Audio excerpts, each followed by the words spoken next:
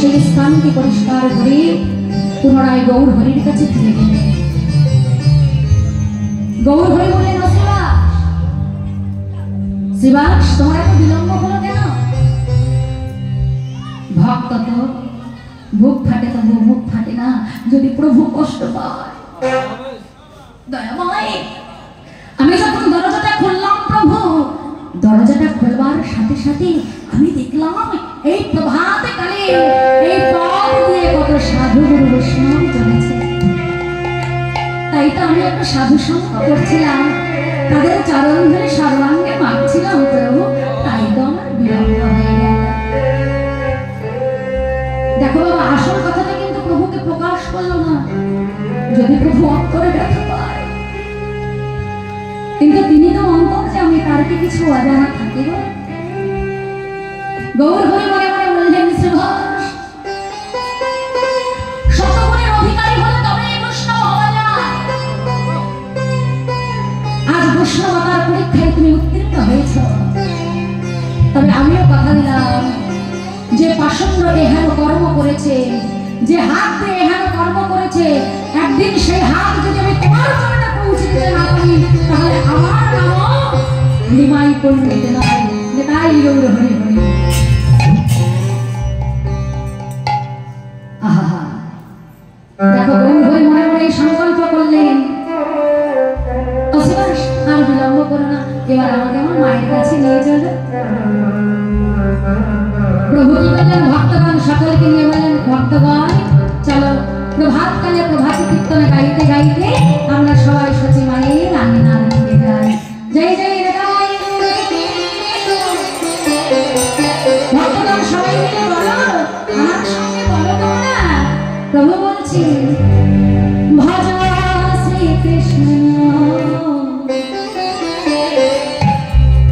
কহ শ্রীকৃষ্ণ। আচ্ছা, এটা যদি শিবাসঙ্গন হয়, এটা যদি নবদ্বীপ হয়, আপনারা আমার গৌর হরির ভক্ত, তাহলে দুটি বাহু তুলে প্রভুর কাছে আত্মসমর্পণ করে আমরা বলবো, আরে ভজ শ্রীকৃষ্ণ। সত্যি তোমরা কি ভালো?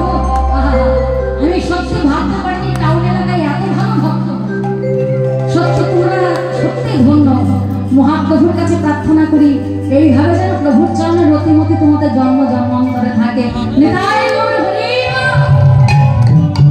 কহ শ্রীকৃষ্ণের নামে ভজ শ্রীকৃষ্ণ।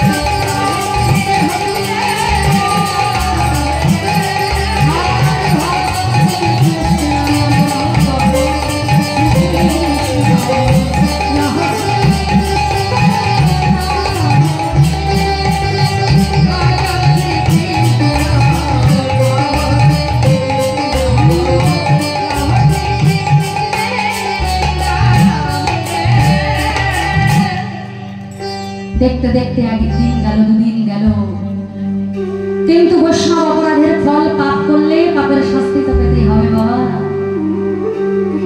পাপ করবে রাশি রাশি, ফল ভুগবে কি মাসি পিসি। আমরা যে যাই করি না কেন, শেষের দরজায় একজন প্রহরী হিসাবে দাঁড়িয়ে আছে, তোমার সকল কর্ম ফলের বেতন তোমাকে দেওয়ার জন্য। ভালো কর্ম করলে ভালো ফল পাবে, খারাপ কর্ম করলে খারাপ ফল পাবে। তাই দেখতে দেখতে একদিনে গেল,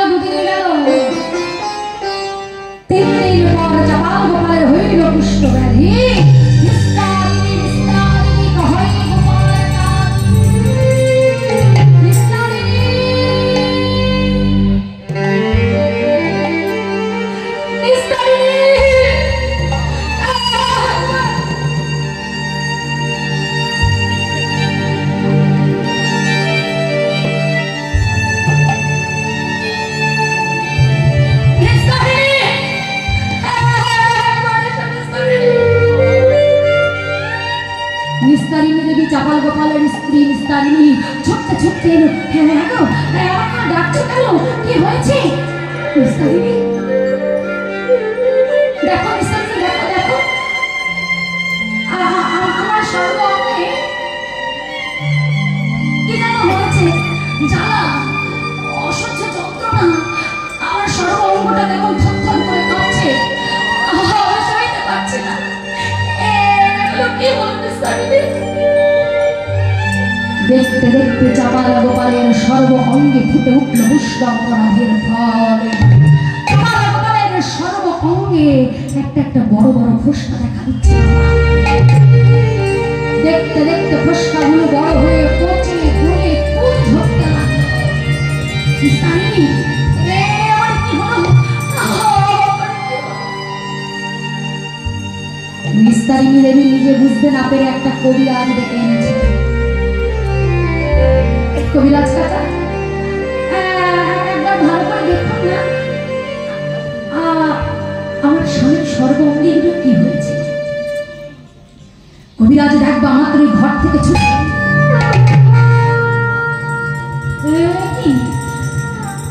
কবিরাজ কাকা, আপনি যে কিছু না বলে ঘর থেকে বেরিয়ে এলেন। কবিরাজ বলল, মা, তোমার স্বামীর সর্ব অঙ্গে হয়েছে গলিত কুষ্ঠ ব্যাধি। না, কুষ্ঠ হয়েছে,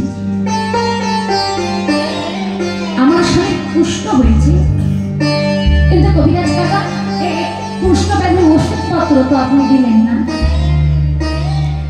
দেখো মা, তুমি তো ভালো করেই জানো কুষ্ঠ ব্যাধির কোনো ওষুধ না। তৎকালীন দিনে কুষ্ঠ ব্যাধির কিন্তু কোনো ওষুধ ছিল না বাবা, তাই না? এই যে যেমন করোনা ভাইরাস কিছুদিন আগে হয়ে গেল, যেমন ছোঁয়াচে, একজনের হলে তার নিঃশ্বাসে আরেকজনের হয়, তখনকার সময় এই কুষ্ঠ ব্যাধি ছিল মারাত্মক ছোঁয়াচে। বাড়িতে একজনের হলে সারা পাড়ার লোকের ছেড়ে যেত। আর এই কুষ্ঠ ব্যাধির কোনো ঔষধ ছিল না, অসহ্য জ্বালা যন্ত্রণা, চাপাল গোপাল ছটফট করছে। নিস্তারিণী, আমার কি হয়েছে? স্বামী, তোমার হয়েছে গলিত কুষ্ঠ ব্যাধি। কি বলবে? আবার বলো, আমার কি হয়েছে?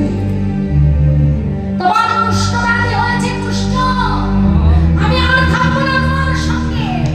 তুমি আমার পতি আছো, পতির জায়গায় থাকো, কিন্তু তোমার সঙ্গে একই ঘরে বসত করে তোমার এই কুষ্ঠ রোগ নিতে পারবো না। আমি থাকবো না, তোমার সঙ্গে থাকবো না। আমি এক্ষুনি বাবার বাড়ি চলে যাবো, আমি এক্ষুনি চলে যাবো। নিস্তারিণী দেবী তাড়াতাড়ি ঘর থেকে সব জামা কাপড় গুছিয়ে নিয়ে যেই না ঘরের বাহির হবে বাবা, চাপাল গোপাল পেছন থেকে হাত কাছে নিস্তারিণী, তুমি কোথায় যাবে? দেখো স্বামী, তুমি আমার স্বামী হয়েছো বলে এই নয় যে তোমার কুষ্ঠ সেবা আমাকে করতে হবে। তুমি আমার স্বামী আছো, স্বামীর জায়গায় থাকো, কিন্তু অত প্রতি ভক্তি আমার নেই। তুমি থাকো তোমার কুষ্ঠ নিয়ে, এই আমি চললাম বাবার বাড়ি। সুদিনের বন্ধু সবাই হয় বাবা, কিন্তু জানবেন যেজন আপনার বিপদের সঙ্গী, সেই আপনার আসল বন্ধু। আজ নিস্তারিণী লোটা কপাল বুকে নিয়ে যেই না ঘরের বাইরে হয়ে যাবে, চাপাল গোপাল বলছে, নিস্তারিণী, তুমি যদি আমায় ছেড়ে চলে যাও, তাহলে কে দেবে শেষের দিনে আমায় এক মুঠো করত? কে দেবে বিপাশায় আমার একটু জল? তুমি যেও না, আমি তোমার হাতে ধরে তোমার পায়ে পড়ে।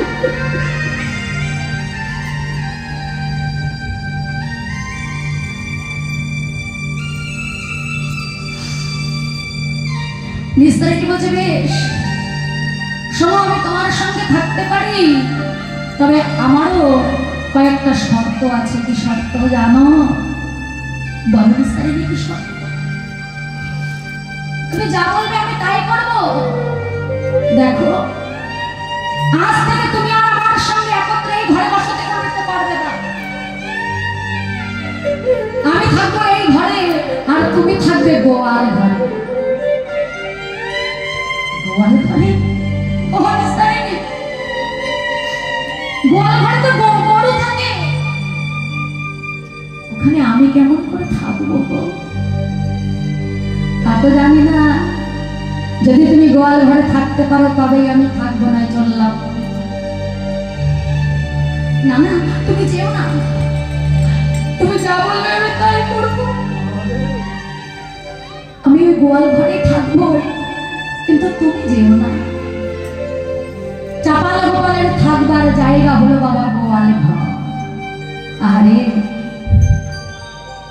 কত সাধ করে জীবনের সঞ্চিত দ্রব্য দিয়ে, সঞ্চিত অর্থ দিয়ে কত সাধ করে বাড়ি বানালাম। সারা জীবনের কষ্টের রোজগার দিয়ে অতি সাধ করে বাড়ি বানালাম, কিন্তু আমরা নিজেরাই জানি না ওই বাড়ির আসলে মালিক আমি নই। যাদের জন্য জীবনটাকে শেষ করে দিয়েছ, যেদিন তোমার সেই দিন আসবে, যেদিন এই সংসারকে দেওয়ার মতন তোমার এতটুকু ক্ষমতা থাকবে না বাবা। যাদের জন্য জীবনে এত করেছ, দিন রাত এক করে দিয়েছ, যে সংসারকে ভালোবেসে, সেই সংসার শেষের দিনের প্রতিদানটা আমাদের এমনই দেয় না। তার প্রমাণ আজ চাপাল গোপাল। চাপাল গোপালের থাকবার জায়গা হলো গোয়াল ঘরে। যত দিন যাচ্ছে সর্বঙ্গের ফোসকাগুলো বড় হচ্ছে, ফোসকাগুলো পেকে পচে তার থেকে পুঁজ ঝরছে। আরো যত দিন গেল পচা ফোসকাগুলোর মধ্যে ছোট ছোট পোকা হয়েছে। আর ওই পোকাগুলো যখন কামড়াতে শুরু করে না, ওই অসহ্য যন্ত্রণা চাপাল গোপাল আর সইতে পারে না। আরো যত দিন গেল চাপাল গোপালের হাত দুটো বেঁকে গেল, অঙ্গটা বেঁকে গেল, মুখটাও বেঁকে গেল, ভালো করে কথাটাও বলতে পারে না। হাতের আঙুলগুলো সব বেঁকে গেছে। নিস্তারিণী, আমার একটু জল দেবে গো। আমি জল নিয়ে খাবো, খেতে পাচ্ছি না। আমার হাত দুটো বেঁকে গেছে, আমার হাত দুটো যে পঙ্গু হয়ে গেছে। আমায় একটু জল দেবে নিস্তারিণী? বৈষ্ণব মহাজন লীলার এক পাশে দাঁড়িয়ে বলল, গোপাল, একদিন এই হাত দুটো দিয়ে পরম ভক্ত শিবাসের দ্বারা অত্যাচার করেছিল। দেখ ভাগ্যের কি পরিহাস, আজ সেই হাত দুটো দিয়ে তোর জল দিয়ে খাবার মতন ক্ষমতাটুকু নাই। ওহে গলিনজি, ভুল করে যেন তোমরা কখনো বৈষ্ণব চরণে অপরাধ করো। কারণ বৈষ্ণব অপরাধের ক্ষমা হয় না গো। বৈষ্ণব অপরাধের শাস্তি খুব কঠিন হয়। কারণ ভগবান বললেন না, আমা হতে আমার নাম বড়, নাম হতে আমার ভক্ত বড়। আর সেই ভক্ত চরণে যদি কেউ অপরাধ করে, ভগবান তাকে ছেড়ে কথা বলে না।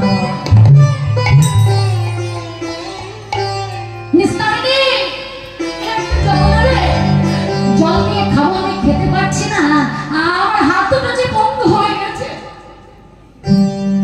নিস্তারিণী দেবী নারকেলের মালাই করে জল নিয়ে এসেছে। এই নাও জল। জল খাবে খাবে করে এত চিৎকার করছো, পাড়ার লোকজন দেখে ভাববে আমি বুঝি স্বামী সেবা করি না। জল খাবে তো চিৎকার করার কি আছে? এই নাও জল, তাড়াতাড়ি খাও। নিস্তারিণী, তুমি আমার নারকেলের মালায় জল দিলে, বলে তোমায় কাঁসার গ্লাসে জল দেবো, তারপরে সেই গ্লাসটা মাজবে কে শুনি? জল যদি খেতে হয় খাও, না হয় না খেয়ে মরো তুমি। বাবা বাবা,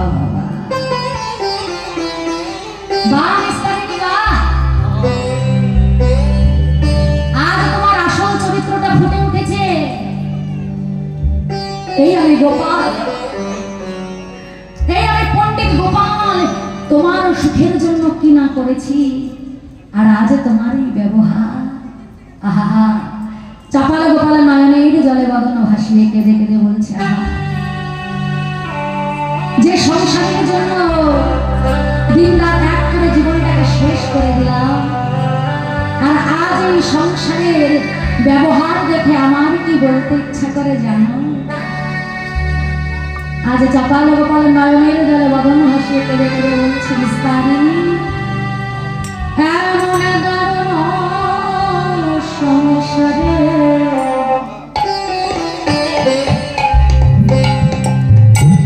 সব চরিত্র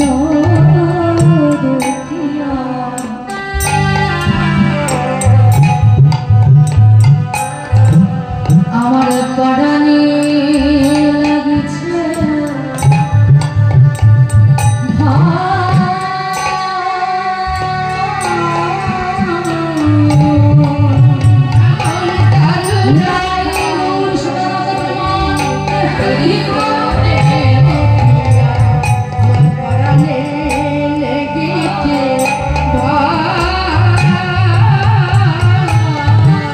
কলির কাল সাপের মুখে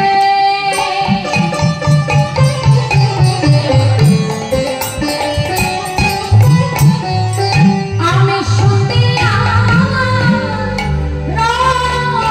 রয়েছি, এমন কাল সাপের মুখে আমি শুনিয়া রয়েছি। কলির কাল সাপের মুখে শুনিয়া রয়েছি, কাল সাপের মুখে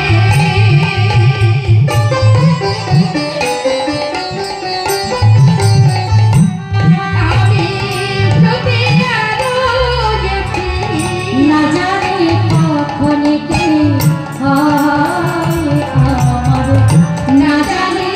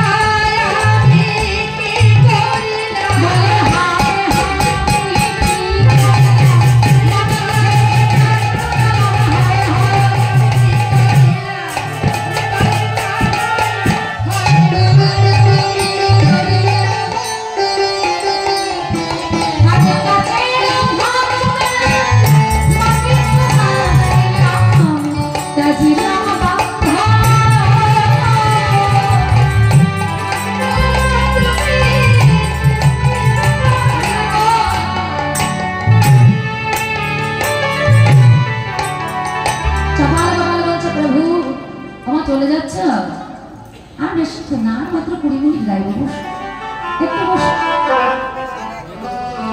এক্ষুনি হয়ে যাবে। নিতাই গৌর হরি বল। চাপাল গোপালের তো সবে শাস্তিটা শুরু হলো, এবার দেখো উদ্ধার কেমন করে হয়। আর বেশিক্ষণ আর করে মিনিট গাইব। নিতাই গৌর হরি বল, হরি বল। চাপাল গোপাল কি করেছেন? নারকেলের মালায় জল পান করতে গিয়ে জল পান করতে পারলো না, মালা হতে জল সব পড়ে গেল। ক্ষুধায় তৃষ্ণায় অচৈতন্য হয়ে চাপাল গোপাল গোয়াল ঘরের মধ্যেই পড়ে রইল। আর নিস্তারিণী চিন্তা করছে, যাই স্বামী তো অনেকক্ষণ সারা শব্দ পাচ্ছে না, যে দেখে কি করছে। এখন গোয়াল ঘরের বাইরে এসে ডাকছে, স্বামী, ও স্বামী, আমি তোমার জন্য অন্ন নিয়ে এসেছি, সেবা করে না।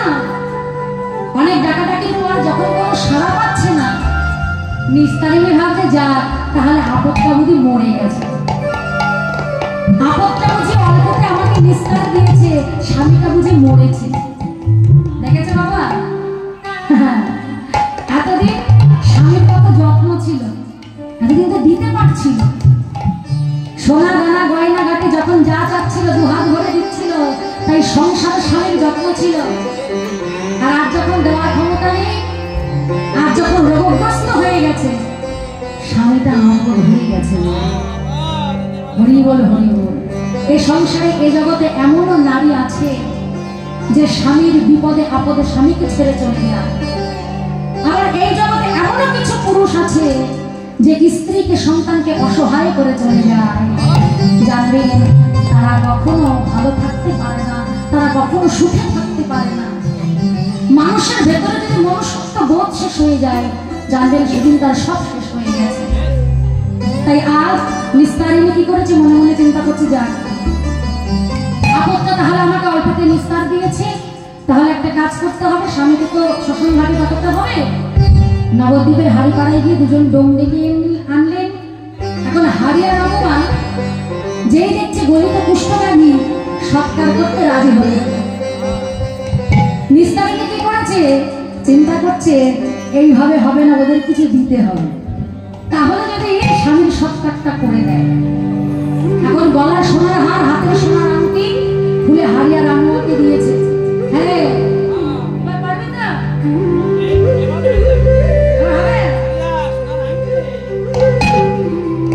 এই না সোনার হার আর আংটি পেয়েছে, বলছে শোন, নাকে কাপড় বেঁধে এই পচা দেহটা যদি সৎকার করে আসতে পারে, সোনার হার আর আংটি আমার।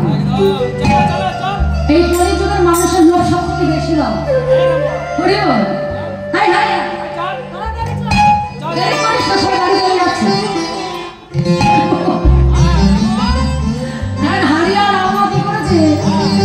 চাপাল গোপালের দেহটাকে দড়ি দিয়ে শক্ত করে বাঁশের সাথে বেঁধে কাঁধে করে নিয়ে যাচ্ছে। আর ওটা কি বলছে? যখন মরা নিয়ে যায় কি বলে মা? হ্যাঁ, বলো হরি। আজকে যখন আসছিলাম আমি কলকাতার ভেতর থেকেই, তখন মরা নিয়ে যাচ্ছে, তা মরার পেছনে কেউ নেই, শেষের খেয়াই করে নিয়ে যাচ্ছে। আর ওই শেষে খেয়ার মধ্যে হরেকৃষ্ণ নাম চালিয়ে দিয়েছে। দেখেছ কি দিন পড়েছে? মরার পেছনে কেউ নেই, হয়তো দু একজন বাইক করে যাচ্ছে, দেখে বোঝা যাচ্ছে না যে এনারা শ্মশান বন্ধু। আর ভেতরে ক্যাসেট চালিয়ে দিয়েছে, মরা ক্যাসেটে হরিনাম শুনতে শুনতে যাচ্ছে। তাই শেষের দিনে তার মধ্যে আবার এসিও আছে, বাপরে বাপ। হ্যাঁ, বাবা বেঁচে থাকতে একটা ফ্যান দেয় না, আর মরে গেলে এসি গাড়িতে করে নিয়ে যায়। এমনও মানুষ আছে জগতে, তাদের চরণে আমার শত শত কোটি প্রণাম। তাই শেষের দিনে তো বলতে পারবো না, তাই আর যখন সুযোগ হয়েছে আমরা বলে নেবো, বলো হরি, বলো হরি।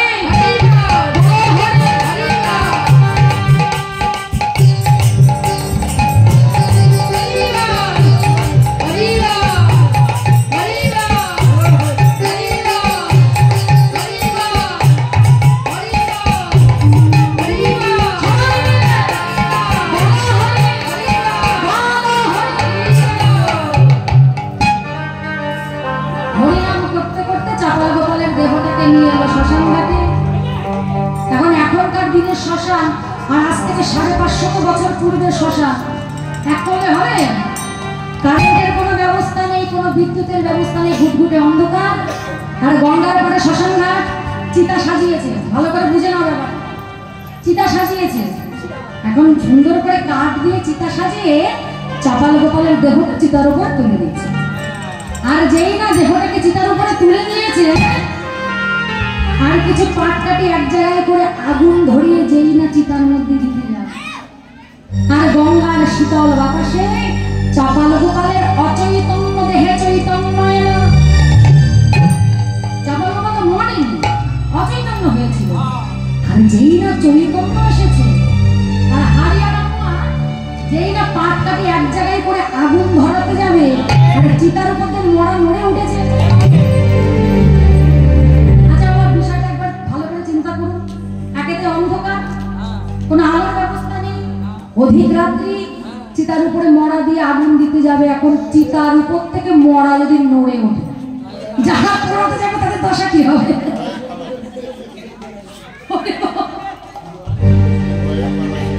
এখন যেই না মরা ওই চিতার উপর থেকে নড়ে উঠেছে,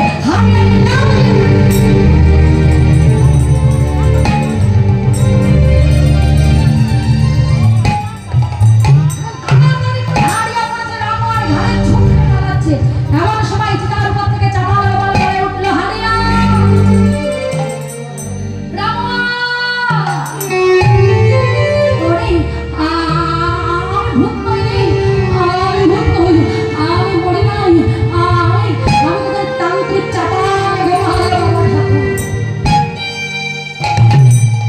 যেই না বলে উঠেছে চাপাল গোপাল, বাবা ঠাকুর হারিয়া রামার সঙ্গে যাই হারি।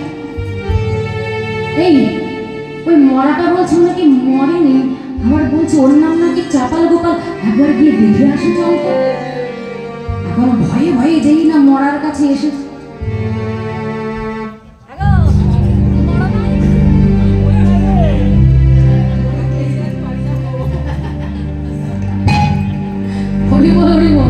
এখন যেই না কাছে গিয়ে দেখছি, হাই রে কি এটা জ্যান্ত ব্রাহ্মণ পুড়িয়ে মরে আমরা ব্রহ্ম হত্যার দায়ে করছিলাম রে। এই যে আমাদের তান্ত্রিক চাপাল বাবা ঠাকুর, বাবা ঠাকুর। কিন্তু মাইজি যে বললো আপনি মারা গেছে, আমাদের সোনার হার আর আংটি দিয়ে আপনার সৎকার করে দিতে বললো। তবে মাইজি আমাদের বলেনি যে এই মরা হলেন আপনি, আমাদেরকে বললো বাড়ির একটা চাকর মরে গেছে, আর সেই চাকরকে সৎকার করে দেওয়ার জন্য সোনার হার আর আংটি দিয়েছে। এই দেখুন, চাপাল গোপাল নয়নের জল বদল হাসে কেঁদে কেঁদে বলছে, হায় রে এই তো সংসার, যার জন্য এত কিছু করলাম, আজ শেষের দিনে সে আমায় চাকর বলে ঘর থেকে বের করে দিল। যাব না, ওই সংসারে আমি আর যাব না। কেমন পারবি ভাই, আমাকে ধরে একটু ওই গঙ্গার ঘাটে বসিয়ে রেখে যেতে। হারিয়ানা চাপাল গোপালের দেহটাকে গঙ্গার ঘাটে বসিয়ে রেখে চলে গেল। নয়নের জলে বদন ভাসিয়ে চাপাল গোপাল কেঁদে কেঁদে বলে, হায় রে ভাগ্যের কি পরিহাস। বাবা, আমাদের জীবনের অহংকার ভাটা পড়ে যায় কোন দিন জানো? যখন জীবনের এই শেষ দিন আসে। যখন জীবনের শেষ দিন আসে, সমস্ত অহংকারের ভাটা পড়ে যায় সেই দিন। যতদিন আমাদের শরীরের ক্ষমতা থাকে, বল থাকে, দেহে শক্তি থাকে, পকেটে টাকার গরম থাকে, ততদিন মানুষকে মানুষ বলে আমরা ভাবি না। তবে আপনারা নয়, অনেকে আছেন, নেতাই গৌর হরিব, এই জগতে এমন অনেক মানুষ আছে যে মানুষকে মানুষ বলে ভাবে না, কিন্তু তার যখন জীবনের শেষ দিন আসে, সমস্ত অহংকারের ভাটা পড়ে যায়। তাই আজ চাপাল গোপাল নয়নের জলে বদন ভাসিয়ে কেঁদে কেঁদে কি বলছে জানো? আর ছলো ছলো নয়নে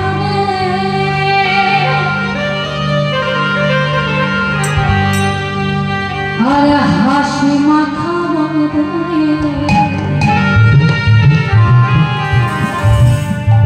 আনন্দ করুণে ভ্রময়ানিবা।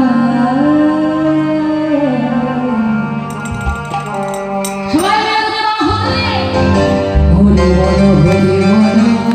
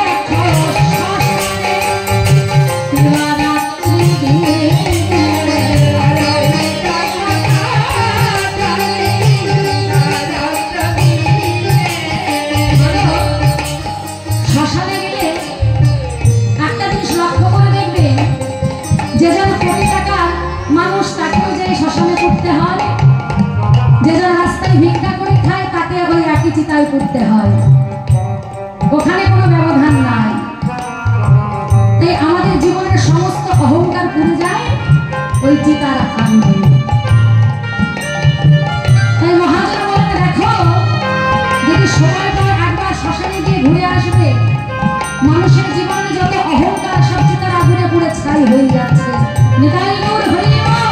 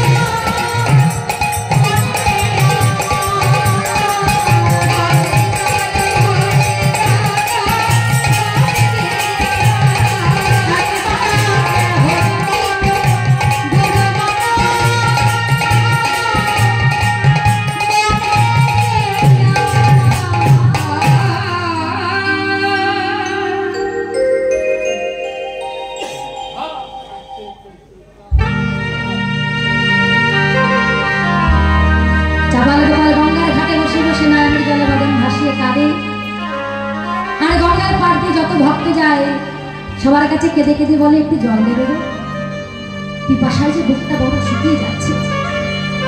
কিন্তু যে দেখতে পাই গরিত কুষ্ঠ ব্যাধি বাবা, জল দেওয়া তো দূরে থাক, কাছেও পর্যন্ত যায় না। এখন কেউ যখন এলো না, একজন বৈষ্ণব ওই পথ দিয়ে যাচ্ছে, বৈষ্ণবের চরণে আছাড় খেয়ে পড়েছে। বৈষ্ণব আমায় একটু জল দেবে গো, পিপাসায় বুকটা শুকিয়ে যাচ্ছে, কিন্তু কেউ আমায় এক ফোঁটা জল দিচ্ছে না। বৈষ্ণব বলছে হ্যাঁ রে, তোকে জল দেবো, তুই জল খেতে চেয়েছিস, তোকে দেবো না, দাঁড়া দাঁড়া আমি এক্ষুনি তোকে জল দিচ্ছি। সুরধনী গঙ্গার জলে নিজের উত্তরীয় খানি ভিজিয়ে নিয়ে চাপাল গোপালকে জল দান করছে। চাপাল গোপাল জল পিপাসায় জল পেয়ে প্রাণ যেন ধরে ফিরে এলো।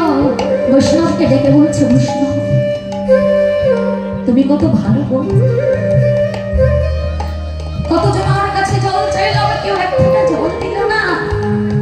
তুমি বৈষ্ণব কত ভালো, তুমি আমায় জল দিয়ে আমার প্রাণ বাঁচালে।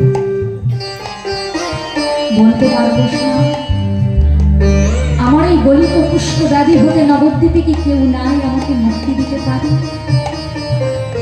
বৈষ্ণব বলছে হ্যাঁ, তোর নাম কি, আগে নামটা তো বল। ভালো করে কথাটাও বলতে পারছে না, মুখটা বেঁকে গেছে। বলছে আমার নাম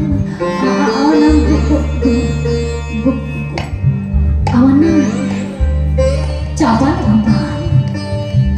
আহা চাপাল গোপাল, আরে তোকে যে মুক্তি দেবে সেই নবদ্বীপেই আছে, তুই একবার আমার সঙ্গে কণ্ঠে কণ্ঠ মিলিয়ে বল গৌর হরি বল।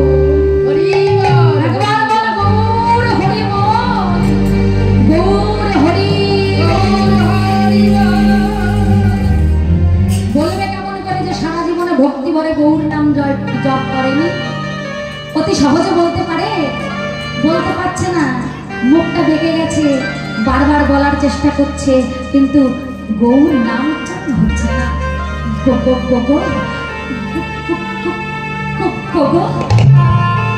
চেষ্টা করছে কিন্তু হচ্ছে না। বৈষ্ণব চিন্তা করলেন আর বৈষ্ণবের কৃপার প্রয়োজন, যেই না বৈষ্ণব তার কৃপার হাতখানা মাথায় দিল,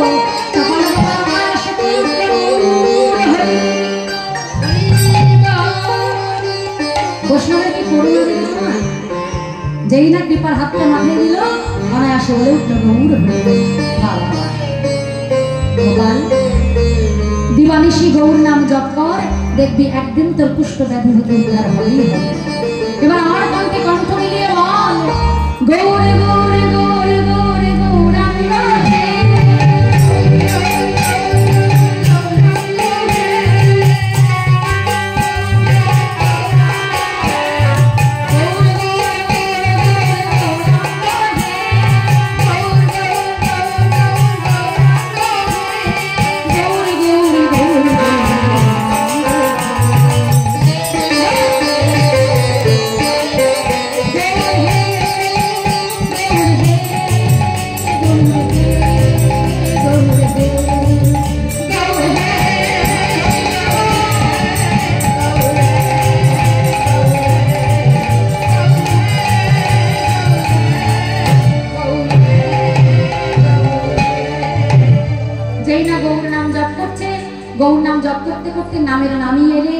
গৌর হরি দেখা দিলেন চাপাল গোপালকে।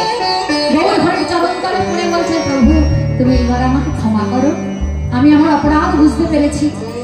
প্রভু ক্রধান্বিত হয়ে বললেন, আরে পাপী ভক্ত দেশী, তোরে না উদ্ধারিব, এই রকমের কোটি জনম তোরে ক্রীড়ায় খাওয়াইব, তোর নিস্তার নেই, তুই জলে পুড়ে ছাই হয়ে মর ওখানে, তোকে আমি ক্ষমা করতে পারবো না।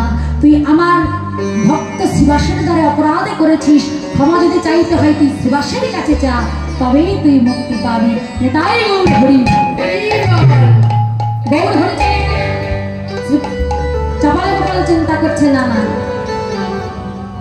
গৌর হরি যখন কৃপা করলো না, এই জীবন আমি আর রাখবো না, গঙ্গার জলে আমি আমার প্রাণ বিসর্জন করবো, তবু আমি শিবাসের কাছে ক্ষমা চাইব। দেখুন বাবা, অহংকার কিন্তু এখনো ভেতরে এতটুকু রয়ে গেছে। বলছে গঙ্গার জলে ডুবে মরবো তাও আচ্ছা, কিন্তু শিবাসের চরণ ধরবো না। তখন গঙ্গা গঙ্গা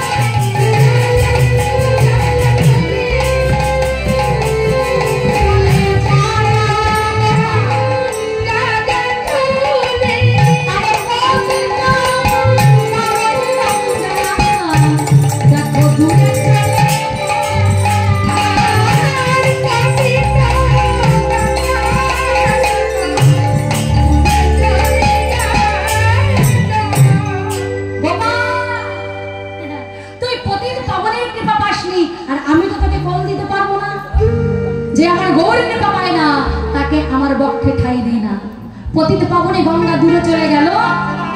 তখন নবদ্বীপের কিছু ভক্ত, কিছু মানুষ তারা চিন্তা করছে, এইভাবে চাপাল গোপাল কুষ্ঠ নিয়ে যদি নদিয়ায় থাকে তাহলে সারা নবদ্বীপে কুষ্ঠব্যাধি ছড়িয়ে পড়বে। তারা কিছু চাঁদা পয়সা আদায় করে চাপাল গোপালকে নৌকা যোগে পাঠিয়ে দিলেন কাশীধামে। গোপাল যা, কাশীধামে গিয়ে ভোলানাথের চরণে ভক্তি দে। ভোলানাথের নাম আশুতোষ, তিনি অল্পেই সন্তুষ্ট হয়। ভোলানাথ দেখবি তোর কুষ্ঠব্যাধি থেকে তোকে উদ্ধার করবেই করবে। এবার নৌকা যোগে চলেছে, কোথায় নবদ্বীপ, কোথায় কাশীধাম। চিন্তা করো বাবা, ভোলানাথের কাছে ক্ষমা চাইতে যাচ্ছে নৌকা যোগে, যেতে 6 মাস আসতে 6 মাস। এবার নৌকা যোগে চলেছে, আজি হেরিয়া দুলিয়া নৌকা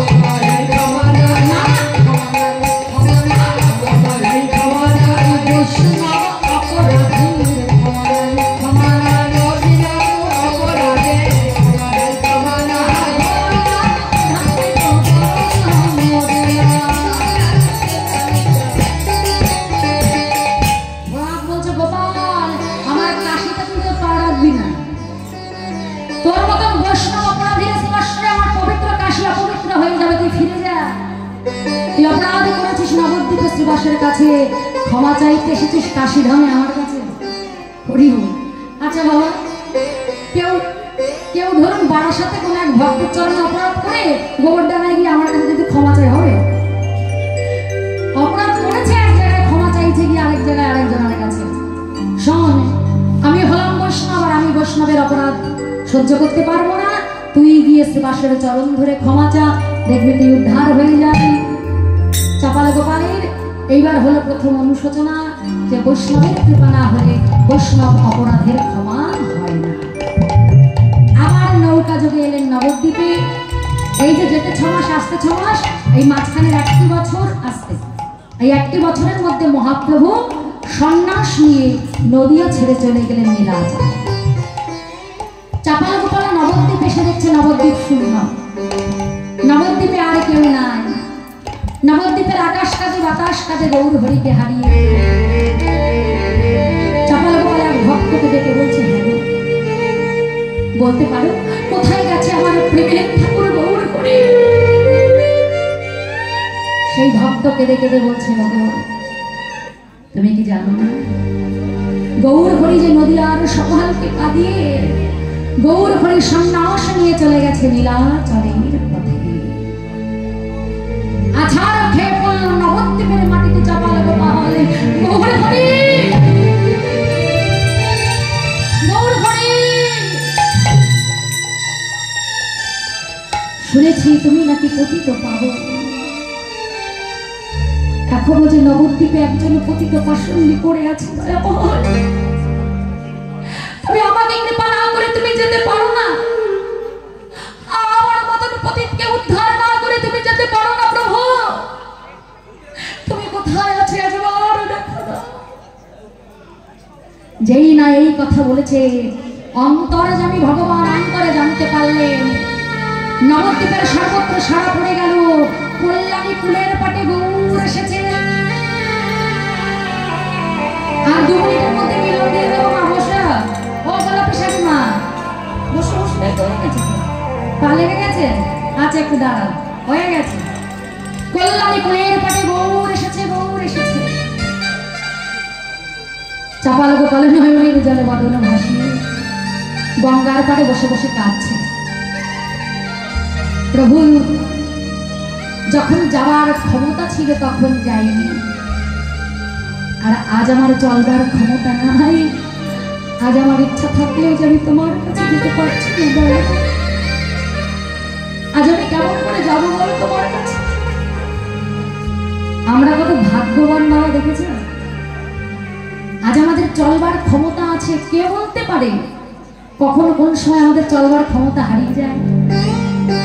তাই প্রভুর কৃপায় আজ প্রভুর নাম শ্রবণের সৌভাগ্য হয়েছে দ্বাদশী মহাদিনে। আজকে দ্বাদশী তিথি, আর দ্বাদশী তিথিতে যদি কেউ হরি নাম শ্রবণ করতে পারে তার একাদশীর ফল লাভ হয়ে যায়। নিতাই গৌর হরি হরি। নয়নের জলে বদন ভাসিয়ে কেঁদে কেঁদে বলছে, প্রভু কেমন করে যাব তোমার কাছে? এমন সময় ওই বৈষ্ণব এসে দাঁড়ালো, যে বৈষ্ণব জল দিয়েছিল বাবা গঙ্গার পাড়ে। সেই বৈষ্ণব এসে বলছে, গোপাল যাবি গৌর দর্শনে? যাবো তো বৈষ্ণব, কিন্তু কেমন করে যাবো বলো? আমার যে চলবার ক্ষমতা নাই গো, আমি তো চলতে পারি না, আমি কেমন করে যাবো বলো? তুই চলতে পারিস না তাতে কি হয়েছে?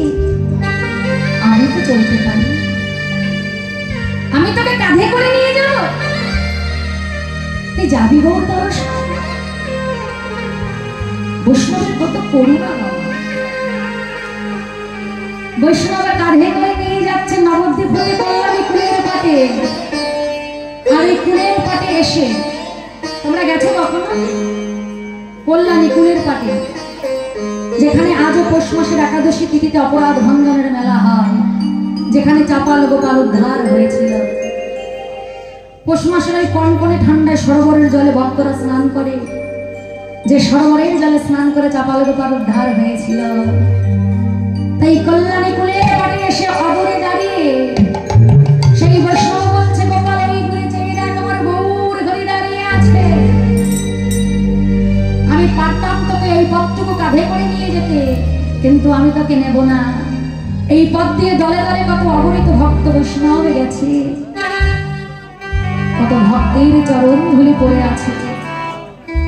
তুই এই পথটুকু গড়াতে গড়াতে ভক্তের চরণ ধুলি মারতে মারতে যা গোপাল, দেখবি তোর এই কুষ্ঠ ব্যাধি হতে তুই উদ্ধার হয়ে যাবে। কাঠ থেকে নামিয়ে দিলে আর চাপাল গোপাল কি করেছিল জানো? ওই পথটুকু গড়াতে গড়াতে ভক্তের অঙ্গের ধুলা সর্বাঙ্গে মারতে মারতে চলেছে। মহাজন বলেন দেখো তখনে গড়ায়